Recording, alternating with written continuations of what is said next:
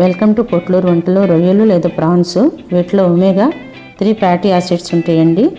అలాగే ప్రోటీన్లు, విటమిన్లు, ఖనిజాలు పుష్కలంగా ఉంటాయి. ఇవి బరువు తగ్గడానికి, గుండె ఆరోగ్యానికి, అలాగే మెదడు పనితీరు మెరుగుపరచడానికి చాలా ఉపయోగపడతాయి. ఎలా చేసుకోవాలో చూద్దాము. ముందుగా రొయ్యల్ని శుభ్రంగా కడుక్కొని 150 గ్రామ్స్ తీసుకున్నాను. రొయ్యల మీద పొట్టు ఉంటుందండి, అంతా కూడా బజార్లో క్లీన్ చేయించి తెచ్చాము. రొయ్యల్లో ఎలాగో వాటర్ ఉంటుంది కదా, ఆ వాటర్తోనే ఎగిరిపోవాలన్నమాట రొయ్యలు. కొంచెం సాల్ట్, పసుపు వేసుకొని ఎగరనిచ్చేద్దాం సిమ్లో పెట్టి.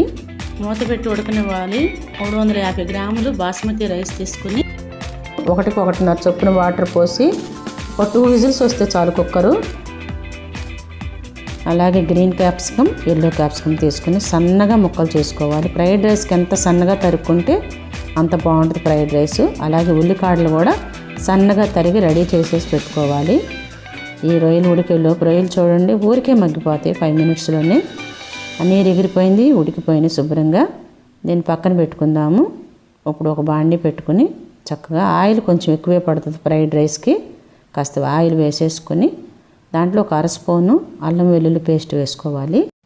అల్లం వేగుతూ ఉన్నప్పుడు ఎల్లో క్యాప్సికము అలాగే గ్రీన్ క్యాప్సికమ్ ముక్కలు కూడా సన్నగా తరిగినవి వేసేసుకొని కొంచెం కలిదిప్పుకొని ఒక 2 మినిట్స్ తర్వాత ఈ రొయ్యలు కూడా ఉడకబెట్టిన వేసేసుకొని అవి కూడా ఒక 2-3 మినిట్స్ దాకా మనం వేయించుకోవాలి చక్కగా. మనం రొయ్యల్లో అయితే కొంచెం సాల్ట్ వేసాము, క్యాప్సికంలో వేయలేదు కాబట్టి కొంచెం క్యాప్సికానికి వేసాను కొంచెం సాల్ట్ మీ యొక్క రుచిని బట్టి అడ్జస్ట్ చేసుకోవటమే. కొంచెం పసుపు కూడా వేసుకోవాలి.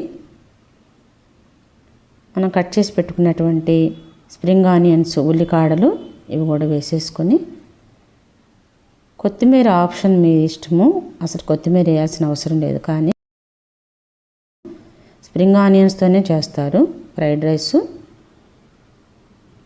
ఇలా మొత్తం కూడా వేగనిచ్చేసి రైస్ వేసేసుకుందాము. ఒక 2-3-4 మినిట్స్ చక్కగా వేగితే బాగుంటుంది ఆయిల్లో అవన్నీ కూడా. ఇప్పుడు రైస్ వేసుకుని పూర్తిగా కలిదిప్పేసుకోవాలి. అంతా కలిసేటట్టుగా కొంచెం మనం రైస్లో ఉప్పు వేయలేదు కదా, రైస్లో కూడా ఉప్పు వేసేసుకొని సాల్ట్ చక్కగా మొత్తం కలుపుకొని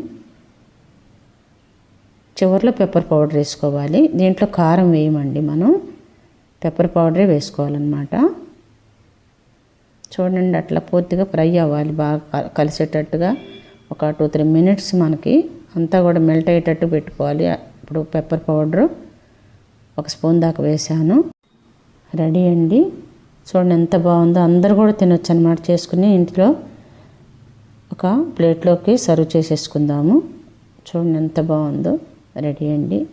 అందరూ కూడా తయారు చేసుకుని ఎలా ఉందని చెప్పి కామెంట్స్ పెట్టండి. మీకు నచ్చితే మీ ఫ్యామిలీ మెంబర్స్కి అందరికీ షేర్ చేయండి. నా ఛానల్ సబ్స్క్రైబ్ చేయండి. Thank you.